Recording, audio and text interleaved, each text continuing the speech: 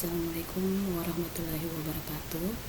Pada kesempatan kali ini saya akan menjelaskan materi bab 7, yaitu perumusan dan pelaksanaan strategi, di mana saya akan menjelaskan dua subbab, yaitu merumuskan strategi tingkat perusahaan dan merumuskan strategi tingkat usaha. Dalam merumuskan strategi tingkat perusahaan, biasanya manajer menggunakan dua strategi, yaitu strategi portofolio dan strategi diversifikasi. Strategi portofolio berkaitan dengan gabungan unit usaha dan lini produk secara logis untuk memberikan sinergi dan keunggulan bersaing bagi perusahaan. Biasanya strategi ini menggunakan cara matriks BCG.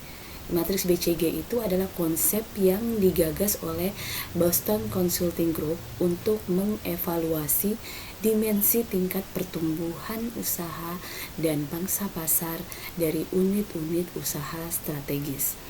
Matriks BCG ini menempatkan perusahaan dalam dua dimensi, yaitu tingkat pertumbuhan usaha dan pangsa pasar. Yang kedua adalah strategi diversifikasi. Strategi diversifikasi ini bertujuan untuk memperluas usaha perusahaan dalam rangka menghasilkan berbagai barang dan jasa yang berharga. Jadi dalam hal ini perusahaan tidak hanya mempunyai satu jenis usaha, tetapi dia bisa mempunyai dua atau lebih jenis usaha. Misalnya contohnya usaha dalam menghasilkan minuman. Dia juga bisa membuat usaha pembuatan botol. Jadi dalam hal ini dia tidak mengambil tempat atau botol lain di perusahaan lain, tapi dia menggunakan usahanya sendiri. Kemudian selanjutnya yaitu merumuskan strategi tingkat usaha. Michael Porter meneliti sejumlah perusahaan dan menyatakan strategi tingkat usaha merupakan hasil dari 5 kekuatan kompetitif di lingkungan perusahaan. 5 kekuatan kompetitif menurut Porter itu, yang pertama adalah potensi pesaing baru. Kebutuhan modal dan penghematan ekonomi merupakan contoh dua potensi yang dapat mencegah munculnya pesaing baru. Sebagai contoh, modal yang diperlukan untuk memasuki industri mobil jauh lebih besar daripada yang diperlukan untuk memulai usaha khusus jarak jauh.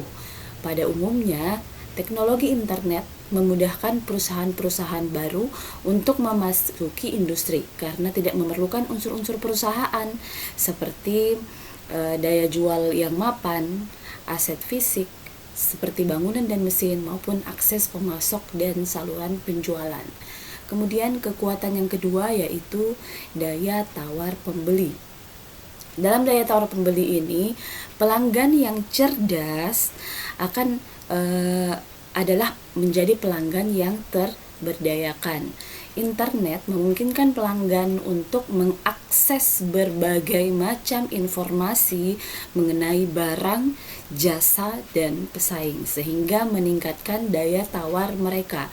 Sebagai contoh, pelanggan yang hendak membeli mobil dapat mengumpulkan banyak informasi mengenai berbagai pilihan seperti harga mobil baru atau bekas, spesifikasi lengkap, catatan perbaikan, dan bahkan mengenai apakah sebuah mobil bekas pernah mengalami kecelakaan atau tidak.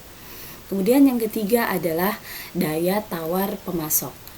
Dalam daya tawar pemasok ini, pemusatan pemasok dan ketersediaan pemasok pengganti merupakan faktor-faktor penting yang menentukan daya tawar pemasok. Sebagai contoh, pemasok tunggal mesin untuk perusahaan pembuat pesawat terbang memiliki daya tawar tinggi. Dampak internet di bidang ini bisa positif maupun negatif. Artinya penawaran lewat internet menambah nilai tawar perusahaan terhadap pemasok.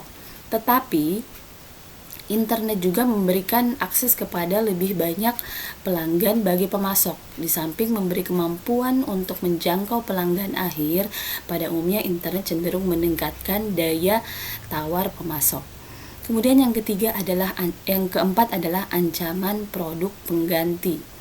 Di sini industri biasanya contohnya ya yang lebih gampang itu industri gula merugi akibat berkembangnya pengganti gula yang lebih rendah kalori, sehingga konsumen merasa bahwa dalam mengkonsumsi gula rendah kalori ini lebih bagus daripada gula yang biasa. Kemudian yang kelima adalah persaingan antar kompetitor. Dengan meningkatnya kekuatan internet dan teknologi informasi, perusahaan-perusahaan makin sulit membedakan diri dengan para pesaing mereka. Hal ini meningkatkan persaingan. Porter menyebutkan bahwa perebutan posisi yang dilakukan oleh perusahaan-perusahaan yang bersaing berperang untuk menguasai industri permainan. Misalnya produk Sony atau Nintendo, mereka selalu berperang dalam menguasai industri. Kemudian selanjutnya adalah strategi kompetitif. Untuk mengetahui daya saingnya di setiap kekuatan, Porter menyarankan perusahaan untuk menggunakan 1 dari 3 strategi berikut.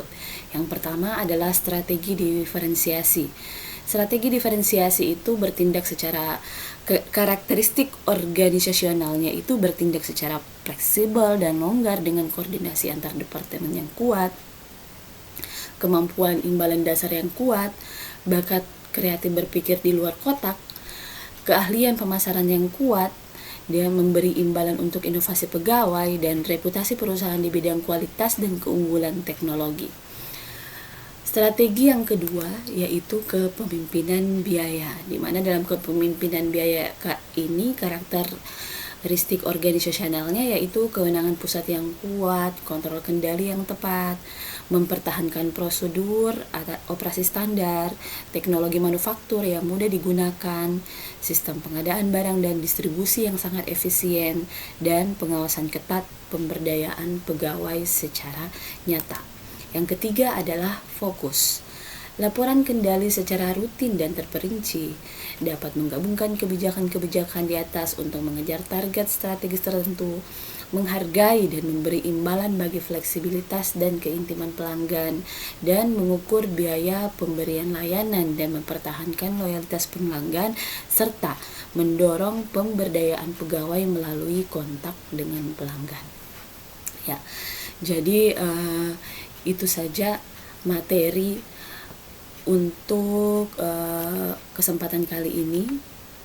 Semoga bisa dipahami dan saya ucapkan terima kasih. Wassalamualaikum warahmatullahi wabarakatuh.